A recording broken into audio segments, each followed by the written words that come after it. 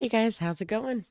Welcome back to my channel. Today we are going to be talking about Norway and is it the perfect economy? And that is the question that we are going to go find out today.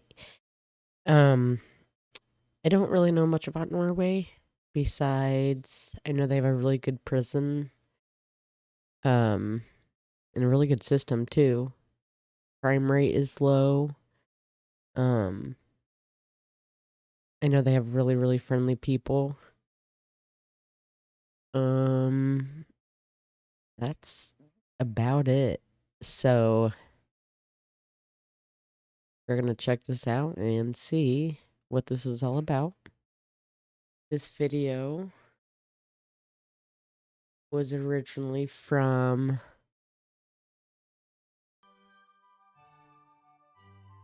Economics Explained. This is Norway. Norway is a remarkable country that has time and time again been used as the poster child for a socialist, capitalist, mixed economy done right. The country boasts one of the highest GDPs per capita in the world, falling only behind Switzerland and a select group of micronations. The country has a robust trade surplus, one of the highest national life expectancies, an extremely skilled workforce with one of the highest proportion of university graduates of any country in the world, a very, very low unemployment rate, and international recognition as a place that is very easy to do business. What is more remarkable is that Norway has achieved this while also being one of the most economically equal countries in the world. After taxes, a single individual from the bottom 20% of income earners in Norway still earns on average a quarter of what their top 20% income earner would. Now, Wow. this still sounds pretty unfair, but compared to the OECD average, which has top fifth earners What is making an that? income 10 What is that person Compared doing? to the OECD average, which has top fifth earners Oh, making an oh. income 10 times that of their bottom fifth counterparts, this 4 times disparity is remarkably equal. The good news keeps on coming when considering working conditions. Norway has extremely robust workers' protections, meaning that social issues like working extremely long hours or people needing second jobs to support themselves is very rare. In fact, the OECD Better Life Index notes that only 3% of employees work very long hours when compared to the OECD average of 11% or the American average of 33%. All of this I believe that about the United States. It's to the point, it's gotten me to I'm miserable. I've worked since I was 15 years old, and I'm tired of it already. Especially working long, long, long hours. contributes to the citizens of Norway being some of the happiest in the world, despite their country looking like this for half the year. So, what is their secret?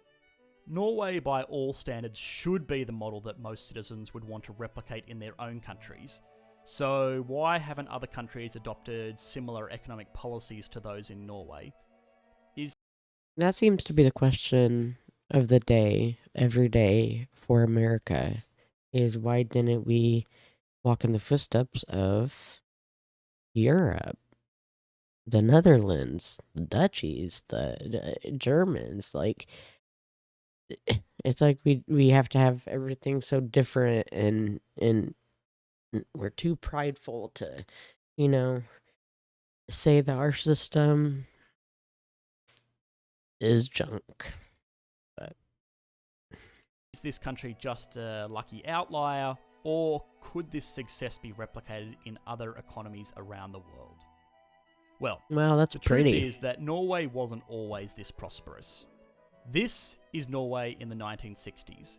It was an economy mainly based on fishing, with a GDP similar in size to underdeveloped countries like Bangladesh or Nigeria.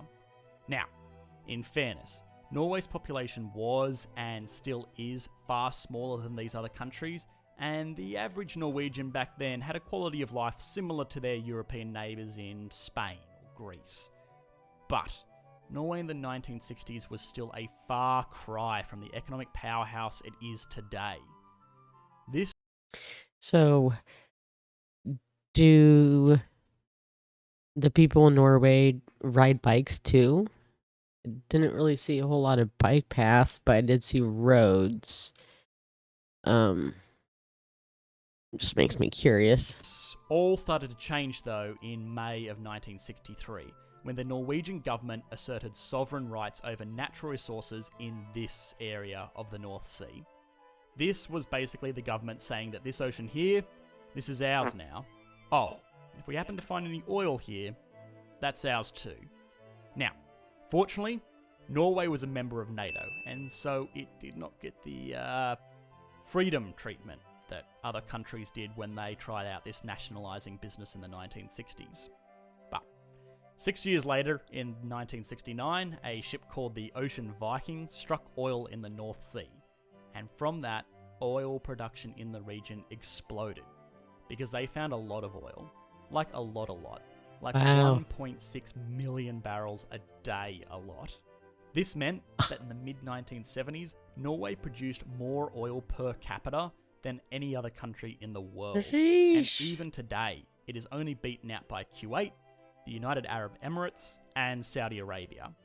And then if Norway, and maybe they're not part of, I don't even know if they're part of NATO anymore. Um, they seem to have enough gas. I'm not quite sure why the gas prices are so outrageous right now. Just because of Russia? That's what they're saying? Like, Now, I know what you are thinking, and no. This is not a story about another country that just got rich off oil and now everybody in the country is living like a freshly signed NFL player. It is actually the opposite. Rather than getting drunk off the oil wealth they had discovered, the Norwegian government was very prudent with the revenue from these finite resources.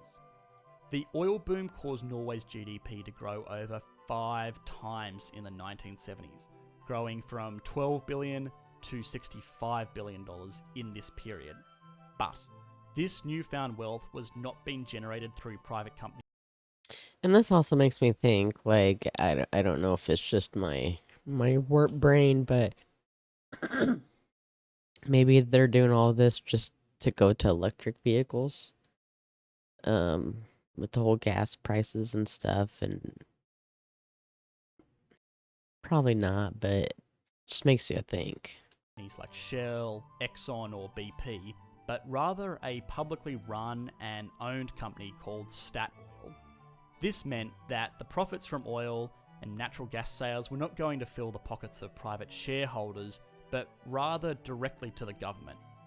This made the Norwegian government very, very rich, meaning that if they wanted to, they could have easily gone on a public spending spree building fancy cities and public infrastructure while also reducing taxes, just like many other countries have done in a similar position.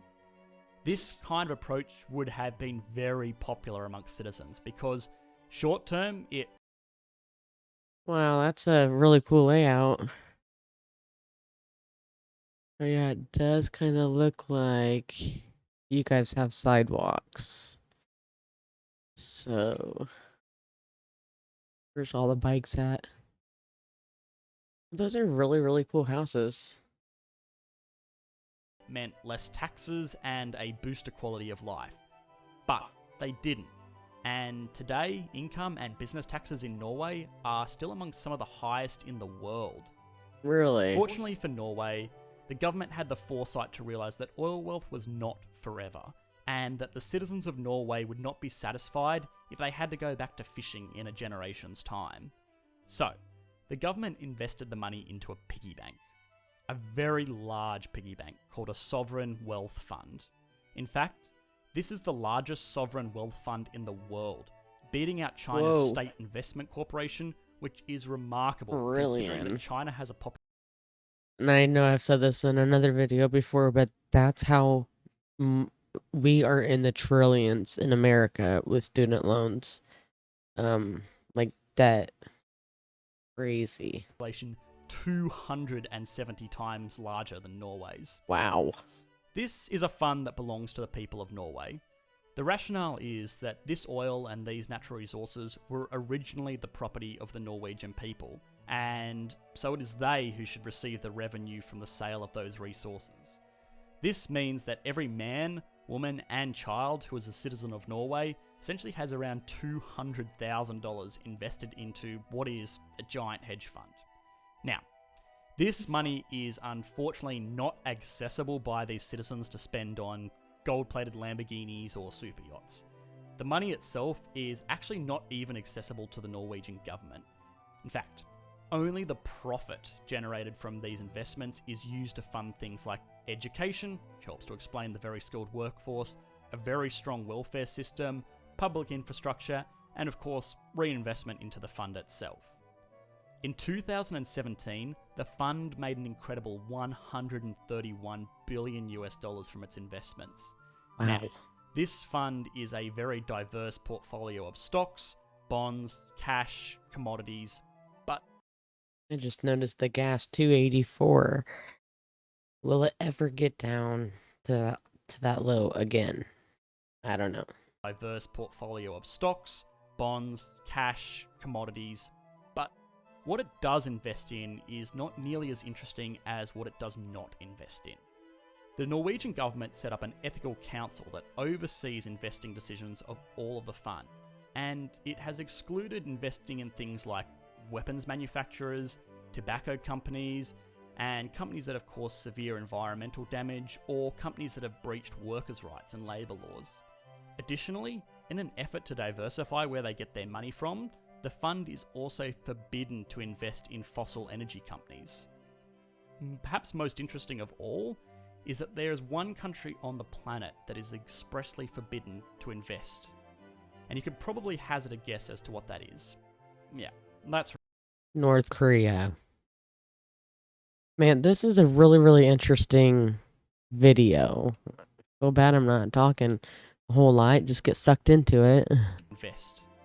And you could probably hazard on the planet that is expressly forbidden to invest. And you could probably hazard a guess as to what that is. Yeah, that's right. It's good old Norway. This means that all of the investments of this fund are actually in foreign companies, securities and commodities. Now, despite the massive political power that gives Norway to influence foreign companies, it also means that the fund's performance is independent of the Norwegian economy. Now, this fund was a fantastic piece of forethought by the Norwegian government, and practically means that Norway is now the national equivalent of the guy that wins the lottery, keeps his day job, and invests his money into a stock portfolio. It certainly is not as cool, and it does not get as much attention as blowing it all on bombastic displays of wealth, but it I mean, at least their area looks nice. Like, I could imagine America doing that. And you guys should see our sidewalks and roads. In fact, one of the roads just recently closed down. I think it was like State Road 3 or something. But it had a big, what do they call that? Like a big pothole or whatever. Sinkhole. And they blocked off the whole road.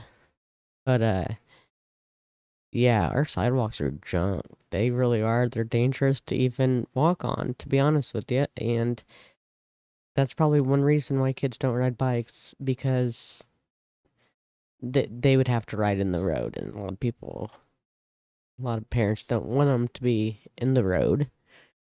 does mean that they will be safe and secure for generations to come. To finish it up, it is only fair to look at some of the economic issues that are present in Norway. First and foremost is that it still has an incredibly high cost of living compared to wages. Given the very high taxes, the average Norwegian worker is bringing home about $3,200 a month. Now, A this month? Is that what they said? bringing home about $3,200 a month. Now, So that's... Huh? this is far higher than the US average of $2,730 per month. Yeah. But it does not go nearly as far because Norway is an expensive place. A mid-range restaurant meal in America tends to run about $50 for two people without drinks. In Norway, expect to be paying about $92. A monthly utility bill for US gas, electricity, water, and garbage is expected to be about $130. That same bill in Norway is $176. A new, very basic family car, such as a base model Volkswagen Golf, can easily be had in America for around Wow. $20,000. In Norway, that same car would cost you $36,473, which is particularly ironic given the proximity to where these cars are actually manufactured. Now, Hmm. the citizens of Norway do almost universally agree, though, that they are happy to put up with these high taxes and this incredibly high cost of living for everyday items because, in return, they do not have to worry about serious economic hardship. Nobody in Norway is going to go bankrupt because of a medical situation. Nobody has to worry about taking on crippling debt to get an education, and they True. do not have the fear of being homeless if they lose their jobs. So, is Norway really the perfect economy? Should it be what every treasurer hangs a poster of above their bed to look at night? Well, no, not really. To anyone who has watched this channel before, all two of you, you will know that I am a huge fan of planned social democratic economic systems, and Norway is a great example of such a system. They have done everything right with the opportunities that they have been given, but they were still extremely lucky, and expecting that every country can get to where Norway is today just by copying and pasting their current government fiscal policies is foolish. That being said, if you do find yourself in charge of a country that has won the oil lottery or is riding the high of any other economic boom, Norway really should be the framework that you are working off. There you go. Thanks for watching, guys. As always, all of the references for this video are in the description, along with my email if you have any other further. All that stuff. Guys, if you have not went and checked out this channel, Economics Explained, you should. And if you like the content that you heard today, go ahead and go on my page and like and subscribe. I really, really, really, really, really appreciate it. Okie dokie. So, Norway is definitely on my list of I want to watch more videos because I feel like it's going to be really, really interesting what they got to say. But is it a perfect economy? Better than America, but nothing is going to be perfect. That's pretty darn close. All right, guys. That's all I got for you today. And I will see you in the next video. Bye.